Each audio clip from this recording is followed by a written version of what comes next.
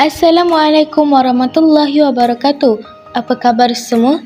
Hari ini saya ingin berkongsi siapakah orang pertama yang memeluk Islam dari kumpulan kanak-kanak. Mari kita dengarkan perkongsiannya. Islam mengiktiraf istilah as-sabiqunal awwalun untuk sebutan orang pertama yang memeluk Islam.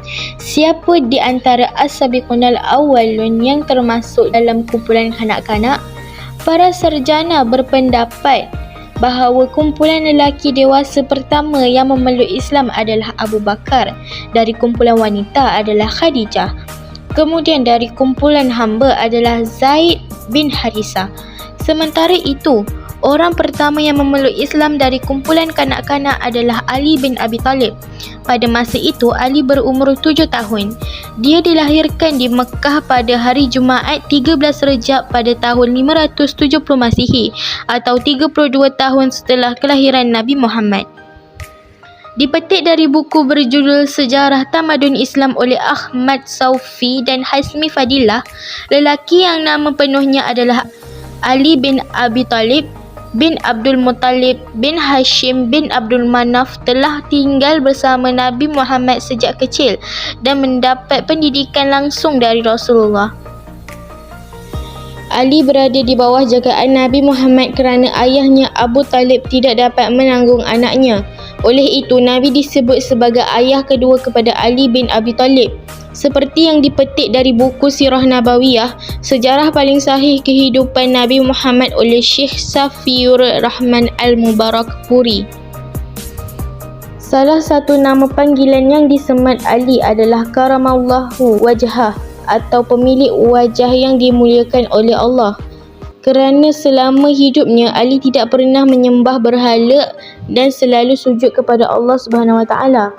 Ini adalah salah satu kesan Ali yang memeluk Islam sejak dia masih muda. Kisah awal pemelukan Ali bin Abi Talib kepada Islam diceritakan dari Ibnu Ishaq. Suatu hari ketika Ali bin Abi Talib datang menemui Nabi setelah Khadijah menjadi Muslim, Ali mendapati mereka berdua bersolat. Lalu ia berkata, "Apa ini wahai Muhammad?" Kemudian Rasulullah berkata, "Inilah agama Allah yang telah dipilih oleh Allah dengan kehendaknya, yang dengannya dia mengutus utusannya.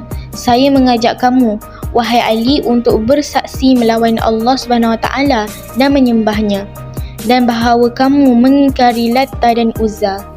Ini adalah perkara yang belum pernah saya dengar sebelumnya, tetapi saya bukanlah orang yang mempunyai pernyataan terakhir dalam kes saya. Jadi saya harus bercakap dengan Abu Talib terlebih dahulu." Namun Nabi tidak mahu Ali memberitahu rahsianya kepada sesiapa termasuk Abu Talib sebelum dia diperintahkan oleh Allah untuk memberitahu perkara itu. Dia juga berkata kepada Ali, "Wahai Ali, jika kamu tidak ingin masuk Islam, maka rahsiakan ini." Ali diam selama 1 malam. Kemudian dengan izin Allah dia mendapat petunjuk Islam. Sehingga suatu pagi Ali pergi menemui Rasulullah dan berkata, "Apa yang kamu perintahkan kepadaku, wahai Muhammad?" Rasulullah bersabda, "Kamu bersaksi bahawa tidak ada Tuhan melainkan Allah dan tidak bersekutu dengannya, dan kamu mengingkari dewa Lata dan Uzza dan menjauhi diri dari segala bentuk penentangan terhadap Allah." Ali melakukan apa yang diperintahkan oleh Rasulullah dan menyatakan dirinya masuk Islam. Sebuah kisah mengisahkan pengorbanan Ali untuk Nabi Muhammad. Ini disebut sebagai bentuk imbuhan Ali kepada dia yang telah mendidiknya sebagai seorang anak.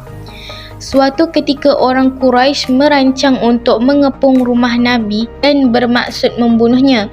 Namun Ali berani mempertaruhkan nyawanya untuk tidur di tilam Nabi Muhammad. Dia menggantikan Rasulullah yang pada waktu itu dalam perjalanan untuk berhijrah ke Madinah dengan Abu Bakar As-Siddiq. Sudah tentu ini membuat Ali diseksa oleh orang Quraisy. Selama hidupnya, Ali selalu terkenal dengan keberaniannya dalam mempertahankan Nabi dan memperjuangkan agama Islam. Mudah-mudahan dengan memahami kisah Ali bin Abi Talib sebagai orang pertama yang memeluk Islam dari kalangan anak-anak, kita dapat mengambil pelajaran dan meningkatkan keimanan kepada Allah. Amin.